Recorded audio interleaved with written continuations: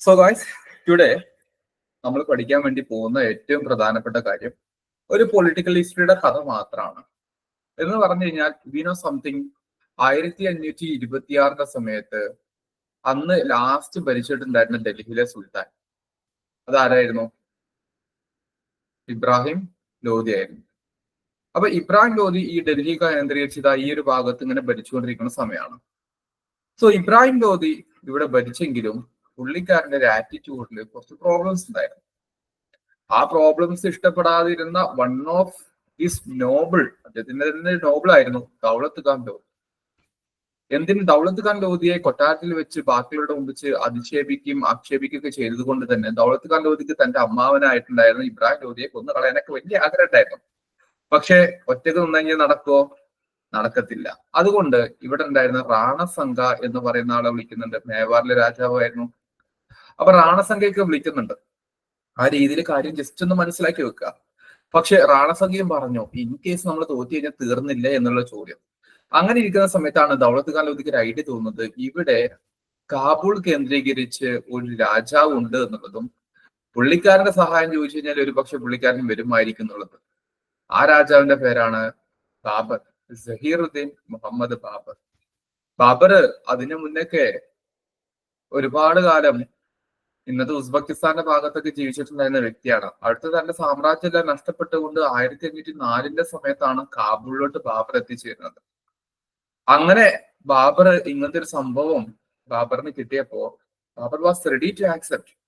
കാരണം ബാബറിനെ സംബന്ധിച്ചിടത്തോളം ഈ ഇന്ത്യയിലോട്ടുള്ള വഴി അല്ലെങ്കിൽ ഹിന്ദുസ്ഥാൻ എന്ന് പറയുന്ന ഈ ലാൻഡ് ബാബറിന് അത് കൂടുതൽ കേട്ടുപരിചയമുണ്ട്.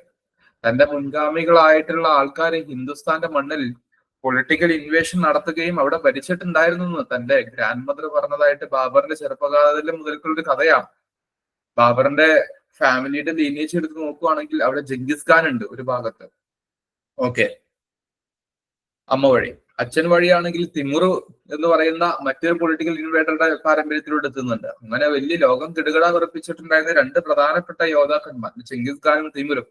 ആ വംശത്തിൽപ്പെട്ടുണ്ടായിരുന്ന ബാബറിനെ സംബന്ധിച്ചിടത്തോളം ഹിന്ദുസ്ഥാൻ എന്തുകൊണ്ട് തനിക്ക് അനുയോജ്യമായിട്ടുള്ള മണ്ണാണെന്ന് മനസ്സിലാക്കുകയും അങ്ങനെയാണ് 1526 ബാബർ ഇന്ത്യയിലോട്ട് വരുന്നത്.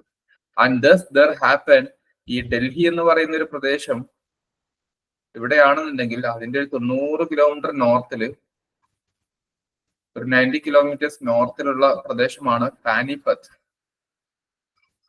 ആ പാനിപ്പത്ത് എന്ന് പറയുന്ന റീജിയൻ തന്നെ ഹില്ലി റീജിയൻ ആണ്. രണ്ട് ഭാഗത്തും ഇങ്ങനെ മലകൾ ചേർന്നിരിക്കുകയാണ്. അതിന്റെ ഇടയിലുള്ള ഒരു താഴ്വര മാത്രമാണ് ഈ പാനിപ്പത്ത് എന്ന് പറയുന്ന റീജിയൻ. ഈ ഒരു താഴ്വര ഇങ്ങനെ. അങ്ങനെ ബാബർ തന്റെ മിലിറ്ററി ക്യാമ്പ് ഇവിടെ സംഘടിപ്പിക്കുകയും അതിന്റെ അടിസ്ഥാനത്തിൽ ഇബ്രാഹിം ലോധിയെ പ്രകോപിപ്പിക്കുകയും ചെയ്തു. മിലിറ്ററി ക്യാമ്പ് ഇവിടെ തമ്പടിക്കുന്ന സമയത്ത് ബാബറിന്റെ ആർമി എന്ന് പറയുന്നത് അറൌണ്ട് 12,000 മാത്രമാണ്. ഓക്കെ, എന്നാൽ അതേ സമയത്ത് 1 lakh ആർമി ആർക്കുണ്ട്? ഇബ്രാഹിം ലോധിക്കുണ്ട്. എങ്ങനെയാണ് ഒരു 12,000 വരുന്ന ആർമി 1 ലക്ഷം ആർമിയെ മീറ്റ് ചെയ്യാൻ വേണ്ടി പോകുന്നത്? ബാബർ ചെയ്ത ഏറ്റവും പ്രധാനപ്പെട്ട കാര്യം ഒന്ന്, ഈ ഇടുങ്ങിയ വഴികൾ സ്വീകരിച്ചു എന്നുള്ളതാണ്. ഈ ഇടുങ്ങിയ വഴി സ്വീകരിക്കുമ്പോൾ നിങ്ങൾ ആലോചിച്ച് നോക്കിയേ, ആർമിയുടെ വിടുത്ത് എത്രമാത്രം ഉണ്ട് എന്നുള്ളത്, അല്ലെങ്കിൽ ലെങ്ത് എത്രമാത്രം ഉണ്ടെന്നുള്ളത് കാൽക്കുലേറ്റ് ചെയ്യാൻ പറ്റില്ല. ഒന്നത്. രണ്ടാമതായിട്ട് ബാബർ ചെയ്തിട്ടുണ്ടായിരുന്നത് തന്റെ ആർമിയോട് ഒരിക്കലും പറഞ്ഞില്ല നമ്മൾ 12,000 ഉള്ളൂ, അവർ 1 ലക്ഷം ഉണ്ടെന്നുള്ളത്. So that itself gave some kind of psychological support, right? നമുക്ക് തീർച്ചയായിട്ടും പരാജയപ്പെടുത്താൻ പറ്റുന്നുള്ളതാണ്. മോർ ഓവർ ഈ ഹില്ലി റീജിയൻസിലെല്ലാം അമ്പെയ്ത്തുകാർ നിർത്തി. ഇതൊക്കെ എന്ത് ചെയ്യുന്നുണ്ട്? അമ്പെയ്ത്തുകാർ നിർത്തുന്നുണ്ട്. അപ്പൊ ആർച്ചേഴ്സ് എന്ന് പറയുന്നത് ബാബറിന്റെ പ്രധാനപ്പെട്ട ഒരു ശക്തിയായിരുന്നു. അത് മാത്രല്ല, യുദ്ധത്തിന്റെ വേളയിൽ ഇവിടെ ഇങ്ങനെ കുറെ കിടങ്ങുകൾ കീറി, ട്രഞ്ചസ്. അതെന്തിനാ? അവരുടെ വലിയൊരു ആർമി പാഞ്ഞടുത്ത് വരുന്ന സമയത്ത് ഈ ട്രഞ്ച് ഉണ്ടാകുമ്പോൾ അവരോട് സ്റ്റോപ്പ് ചെയ്യും. അപ്പൊ ആ സമയത്ത് ഇവർക്ക് എന്ത് ചെയ്യാം? ഇവരുടെ കാനോൺസ്, പീരങ്കികള് പ്ലസ് ഇവരുടെ ആർച്ചേഴ്സ്, ഇതൊക്കെ വെച്ചിട്ട് ഇവർക്ക് എന്ത് ചെയ്യാം? അങ്ങോട്ട് ഫൈറ്റ് ചെയ്യാം. ഓക്കെ, അതേ സമയത്ത് തന്റെ ആർമിയിൽ വലിയൊരു ഫോർമേഷൻ ഉണ്ടാക്കാൻ തീരുമാനിച്ചു. ആ ആർമിയുടെ ഫോർമേഷന്റെ പേരാണ് തുലുഗുമ മെത്തേഡ് എന്നുള്ളത്. തുലുഗുമ മെത്തേഡ് എന്ന് പറഞ്ഞു കഴിഞ്ഞാല് ഇവിടെ ഇൻഫാൻട്രി ഇങ്ങനെ ഇങ്ങോട്ട് മുന്നോട്ട് പോകുന്ന സമയത്ത് ബാഹുബലി നിങ്ങൾ കാണുന്ന പോലെ രണ്ട് സൈഡിലൂടെയും കുതിരപ്പടയാളികളെ പറഞ്ഞയച്ചിട്ട് വളഞ്ഞ് പിടിക്കുക എന്ന് പറയുന്ന ഒരു മെത്തേഡാണ് തുലുഗുമ. അതിന്റെ കൂടുതൽ ഇവിടെ ട്രെഞ്ചുകൾ പറഞ്ഞില്ലേ, ഈ ട്രെഞ്ചുകളുടെ മുന്നിൽ വെച്ചിട്ടുണ്ടായിരുന്നതാണ് അറാബ. അറാബ എന്ന് പറഞ്ഞു കഴിഞ്ഞാൽ നമ്മുടെ കാളവണ്ടിയിൽ കാളയില്ലാതെ ആ കാർട്ടുകൾ മാത്രം സങ്കല്പിച്ചു വെക്കുകയും അപ്പൊ അതൊരു ഡിഫെൻസീവ് വാളായിട്ട് ക്രിയേറ്റ് ചെയ്യും. അങ്ങനെ പല മെത്തേഡുകളും മാത്രം, അതായത് വാർ ടെക്നിക്സ് ഉപയോഗിച്ചിട്ട് മാത്രമാണ് Babur is going to win this particular war. അങ്ങനെ വലിയ വലിയ ആനകളുമായിട്ട് യുദ്ധത്തിന് വന്നിട്ടുണ്ടായിരുന്ന ഇബ്രാഹിം ലോധി വലിയ വലിയ ആനകളുമായിട്ടാണ് യുദ്ധത്തിന് വരുന്നത്. ആ ആനകളുടെ മുകളിലോട്ട് ഈ പീരങ്കികളിൽ നിന്ന് തുപ്പുന്ന കരിമരുന്ന് വെച്ചിട്ടുള്ള ഉണ്ടകൾ വരുമ്പോ ആനകൾ പേടിച്ച് വിരണ്ടോടുന്നു. ആനകൾ പരസ്പരം തിരിഞ്ഞും മറിഞ്ഞും ഓടി തന്റെ ആർമിയിലുണ്ടായിരുന്ന ഒരുപാട് പേരെ കൊന്നു കളയുന്നുണ്ട്. ഇബ്രാഹിം ലോധിക്ക് അങ്ങനെ ഒരുപാട് നഷ്ടങ്ങൾ സംഭവിച്ചു. ആ വളരെ വലിയ വലിയ വലിയ രീതിയിൽ നടന്നെങ്കിലും തന്റെ ടെക്നിക്സ് കൊണ്ട് മാത്രം ബാബർ വിജയിക്കുകയും ഇബ്രാഹിം ലോധി പരാജയപ്പെടുകയും he was captured, later he was beheaded. Ibrahim ലോധിയുടെ തലയെടുത്തു. എന്നിട്ട് ഇബ്രാഹിം ലോധി അവിടെ മറവ് ചെയ്യുകയും ചെയ്തു. അതോടുകൂടെ ഈ പാനിപ്പത്തിന്റെയും ഡൽഹിയുടെ അധിപതിനായിട്ട് ആര് മാറി? ബാബർ മാറി. ബാബർ പോകുമെന്നാണ് പലരും വിശ്വസിച്ചിട്ടുണ്ടായിരുന്നത്. പക്ഷെ Babur was not ready to go. Babur തിരികെ പോകാൻ തയ്യാറായിരുന്നില്ല. കാരണം ബാബർ തന്റെ കുട്ടിക്കാലം മുതൽക്ക് കേൾക്കുന്ന ഹിന്ദുസ്ഥാൻ എന്ന് പറയുന്ന മണ്ണ് അത് പൊന്നു വിളയുന്ന മണ്ണാണ്. കൃഷിയാണെങ്കിലും ജനങ്ങളാണെങ്കിലും എന്തുകൊണ്ടാണെങ്കിലും. കാരണം ബാബർ നിൽക്കുന്നത് ഇപ്പൊ തനിഷാക്കപ്പെട്ട കാബൂളിന്റെ മണ്ണിലായിരുന്നു. അതുകൊണ്ട് ബാബറിനെ സംബന്ധിച്ചിടത്തോളം ഇനി ഒരു തിരിച്ചുപോക്കില്ല. അത് ബാബറിന് ബാക്കി ശത്രുക്കൾ ഉണ്ടാക്കി, റാണസംഖ്യ ഉണ്ടാക്കി, മറ്റ് രജപുട് പ്രശ്നം ഉണ്ടാക്കി. അങ്ങനെ ബാബർ 1526 മുതൽ 1530 വരെ ചെയ്തിട്ടുണ്ടായിരുന്നത് തന്റെ എംപയറിനെ, താൻ ഉണ്ടാക്കിയിട്ടുള്ള എംപയറിനെ കൺസോളിഡേറ്റ് ചെയ്യുക എന്നുള്ളതാണ്, പ്രൊട്ടക്ട് ചെയ്യുക എന്നുള്ളതാണ്. ഓക്കെ, അപ്പൊ ആ രീതിയിൽ ബാബർ ഒരു തുടക്കക്കാരനായിട്ട് നമുക്ക് പറയാൻ പറ്റും.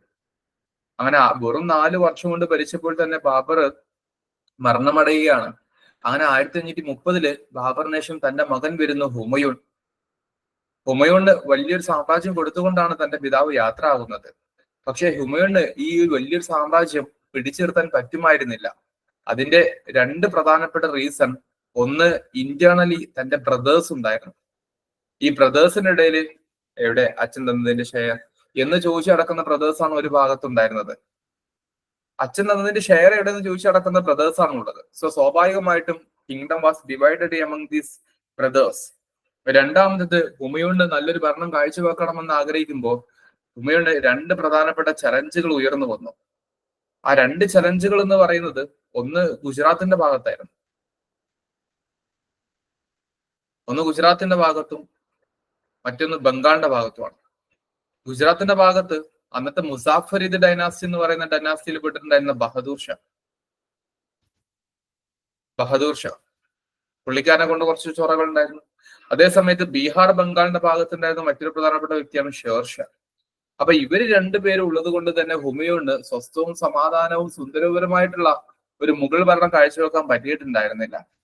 എന്തിന്? ഷേർഷയുടെ ഇടപെടൽ മൂലം 15 വർഷത്തേക്ക് ഇവിടുന്ന് നാട് വിട്ടു പോകേണ്ടി വന്നിട്ടുണ്ടായിരുന്ന വ്യക്തിയാണ് ഇദ്ദേഹം. 1540 മുതൽക്ക് 1555 വരെ ഹുമയൂൺ ഇന്ത്യയിലില്ല. ഹുമയൂൺ പേർഷ്യയിലാണ്, അഭയം തേടിപ്പോയതാണ്. അതായത് മുഗൾ ഭരണത്തിന് ഒരു ബ്രേക്ക് സംഭവിച്ചു. ആ ബ്രേക്കിനെ വിളിക്കുന്ന പേരാണ് സൂർ ഡൈനാസ്റ്റി എന്നുള്ളത്. സൂർ ഡൈനാസ്റ്റി എസ്റ്റാബ്ലിഷ് ചെയ്യുന്ന ആരാണ്? ഷേർഷാ സൂരി എന്ന് പറയുന്നവരാണ്. സോ ആ രീതിയിലാണ് നമ്മുടെ കഥ മുന്നോട്ട് പോകുന്നത്. അങ്ങനെ ഇന്ന് നമ്മൾ കാണുന്ന ലോകത്തെ ഏറ്റവും പ്രധാനപ്പെട്ട റിച്ചസ്റ്റ് എംപയറായിട്ടുണ്ടായിരുന്ന മുഗൾ രാജവംശത്തിന്റെ തുടക്കത്തിൽ സംഭവിക്കുന്ന 2 പ്രധാനപ്പെട്ട മൊമെന്റുകളാണ് ഞാൻ പറഞ്ഞത്. എങ്ങനെയാണ് ബാബർ വഴി ഈ ഒരു മുഗൾ എംപയർ എസ്റ്റാബ്ലിഷ് ചെയ്യപ്പെടുന്നത്, ഡൽഹി സൽത്തനറ്റ് കംപ്ലീറ്റ് ആയിട്ട് എൻഡ് ചെയ്യുന്നത്. ബാബറിന് ശേഷം ഹുമയൂൺ എന്ന് പറയുന്ന ഒരാൾ ഭരണത്തിൽ വന്നെങ്കിലും അദ്ദേഹത്തിന് വേണ്ടതുപോലെ പൂർത്തീകരിക്കാൻ പറ്റാത്തത് കൊണ്ട് ഇടക്കാലത്തേക്ക് ഒരു സൂർ ഡൈനാസ്റ്റി എന്ന് പറയുന്ന ഡൈനാസ്റ്റി 15 വർഷത്തേക്ക് ഭരിക്കുന്നു. ആ 15 വർഷം മുഗൾ ചരിത്രം ഇന്ത്യയിലില്ല. ഓക്കെ, പേർഷ്യയിലാണ് ഹുമയൂൺ ഉണ്ടായിരുന്നത്. വീണ്ടും ഹുമയൂൺ തിരികെ വരുന്നു, പക്ഷെ അധിക കാലം ഭരിക്കാൻ പറ്റുന്നില്ല. He died from A library, falling from A ലൈബ്രറിയിൽ നിന്ന് താഴെ വീണ് മരിക്കുകയാണ് ചെയ്യുന്നത്. അങ്ങനെ അദ്ദേഹം മരിക്കുകയും ചെയ്തു. അപ്പൊ ഇതുമായി ബന്ധപ്പെട്ടിട്ടുള്ള കുറെ പൊളിറ്റിക്കൽ ഇവന്റ്സും കാര്യങ്ങളൊക്കെ ഉണ്ട്. അപ്പൊ ആ രീതിയിൽ വേണം നിങ്ങൾ ഈ ടോപ്പിക്കിന്റെ ഒരു ഫ്ലെക്സിനെ മനസ്സിലാക്കിയെടുക്കാൻ. ശേഷം വരുന്നു ജലാലുദ്ദീൻ മുഹമ്മദ് അക്ബർ എന്ന് പറയുന്ന ഹുമയൂണിന്റെ മകൻ. അച്ഛൻ മരിച്ചപ്പോൾ 13ാമത്തെ വയസ്സിൽ രാജാവായിട്ടുണ്ടായിരുന്ന വ്യക്തിയാണ് അദ്ദേഹം. പിന്നീട് ഒരു 48 വർഷത്തോളം കാലം മുഗൾ രാജഭരണം നടത്തിയിട്ട് മുഗളന്മാരുടെ ചരിത്രത്തെ വാനോളം ഉയർത്തുകയും മുഗളന്മാർ ലോകത്തെ ഏറ്റവും പ്രശസ്തമാക്കപ്പെട്ടിട്ടുള്ള ഒരു സാമ്രാജ്യമാണ് എന്നുള്ള ചിത്രത്തിന്റെ ഒരു ഐക്കോണിക് റെപ്രസെന്റേഷൻ ആയിട്ട് ഈ അക്ബർ വരികയും ചെയ്തു. ജലാലുദ്ദീൻ മുഹമ്മദ് അക്ബർ. അക്ബർ എന്ന് പറയുന്ന ഒരു പേര് കേൾക്കുമ്പോൾ തന്നെ അക്ബർ ദി ഗ്രേറ്റ് എന്ന് പല ഹിസ്റ്റോറിയൻസും വിശേഷിപ്പിക്കാറുണ്ട്, ബിക്കോസ് ഓഫ് ഈ certain secular oriented governance in the country. അപ്പൊ അക്ബർ എന്ന് പറയുന്ന ഒരാളുടെ കോൺട്രിബ്യൂഷൻസ് എന്തൊക്കെയാണ്, പൊളിറ്റിക്കലി അദ്ദേഹം എന്തൊക്കെ ചെയ്തു, ഇക്കണോമിക്കലി എന്തൊക്കെ ചെയ്തു, കൾച്ചറലി എന്തൊക്കെ ചെയ്തു എന്നുള്ളതൊക്കെ നമ്മൾ കൃത്യമായിട്ട് പഠിക്കുന്ന സമയത്ത് നമുക്ക് മനസ്സിലാകും. അക്ബറിന്റെ ഇങ്ങനത്തെ ചില അഡ്മിനിസ്ട്രേഷൻ കൊണ്ട് തന്നെയാണ് നോർത്ത് ഇന്ത്യയിൽ വലിയൊരു സെക്യുലർ അഡ്മിനിസ്ട്രേഷൻ നിലനിന്നിട്ടുണ്ടായിരുന്നത് എന്നുള്ളതും, പ്ലസ് മുഗളന്മാർ ഇത്രയും ഒരു റിച്ചസ്റ്റ് കൺട്രി ആയിട്ട് മാറുന്നത് എന്നുള്ളതിനെ കുറിച്ചൊക്കെ. സോ അങ്ങനെ ഉണ്ടായിരുന്ന ഒരു പൊളിറ്റിക്കൽ ഡെവലപ്മെന്റ് അക്ബറിന്റെ കാലഘട്ടത്തിൽ വന്നു. എന്നാൽ അക്ബറിന് ശേഷം വന്നിട്ടുണ്ടായിരുന്ന റൂളേഴ്സ് ആണ് ജഹാംഗീറും ഷാജഹാനും ഔറംഗസീബും. അവരുടെ കാലഘട്ടത്തിൽ ഇതിനെല്ലാം ചില വിപരീതമാക്കപ്പെട്ട ചില കാര്യങ്ങൾ സംഭവിച്ചെങ്കിലും കൾച്ചറലി ഒരുപാട് കോൺട്രിബ്യൂഷൻസ് ഉണ്ടായിരുന്ന കാലഘട്ടം തന്നെയാണ്. ജഹാംഗീറിന്റെ കാലഘട്ടത്തിൽ പെയിന്റിങ്ങുമായി ബന്ധപ്പെട്ടുള്ള ഒരുപാട് കൾച്ചറൽ കോൺട്രിബ്യൂഷൻസ് വരുന്നു. ഷാജഹാന്റെ സമയത്ത് the man of architecture, the king of architecture എന്ന രീതിയിൽ ഷാജഹാന്റെ വിശേഷങ്ങൾ നിങ്ങൾക്ക് അറിയാം. ഔറംഗസീബ് ഈ കാര്യങ്ങളെല്ലാം എങ്കിൽ പോലും പൊളിറ്റിക്കൽ എക്സ്പാൻഷനിൽ വളരെ ഫോക്കസ്ഡ് ആയിരുന്നു ഔറംഗസീബ്. അതുകൊണ്ടാണ് ഡെക്കാൻ എക്സ്പെഡീഷൻ ഒക്കെ നടത്തിയിട്ട് കഴിഞ്ഞ ക്ലാസ്സുകളിലൊക്കെ നമ്മൾ പഠിച്ചിട്ടുണ്ടായിരുന്ന നമ്മുടെ ഈ ബാമണി കിങ്ഡത്തിന്റെ ഡെക്കാനി സൽത്തനേറ്റ് ആയിട്ട് വന്നിട്ടുണ്ടായിരുന്ന പ്രദേശങ്ങളെല്ലാം പിടിച്ചെടുക്കുന്നത് ആരാണ്? ഔറംഗസീബിന്റെ കാലഘട്ടത്തിലാണ്. അങ്ങനെ ഈ 6 പ്രധാനപ്പെട്ട മുഗൾ രാജാക്കന്മാർ, Babur, Humayun, Akbar, Jahangir, Shah Jahan, Aurangzeb, these people are called as the great Mughals, ruling between 1526 and continued till death of the Aurangzeb in their 1707. ഇതാണ് നമ്മൾ പഠിക്കേണ്ട ഏറ്റവും പ്രധാനപ്പെട്ട പൊളിറ്റിക്കൽ സോഷ്യോ കൾച്ചറൽ ഹിസ്റ്ററി എന്ന് പറയുന്നത്. അപ്പൊ അതിലോട്ടുള്ള ഒരു ഇൻട്രൊഡക്ഷൻ എന്ന രീതിയിലാണ് ഞാൻ ഇന്നത്തെ ഏറ്റവും പ്രധാനപ്പെട്ട പോയിന്റുകളോട് ഡിസ്കസ് ചെയ്ത് വെച്ചിരിക്കുന്നത്. Hope it is clear for you. നിങ്ങൾക്ക് ഓക്കെ ആണോ?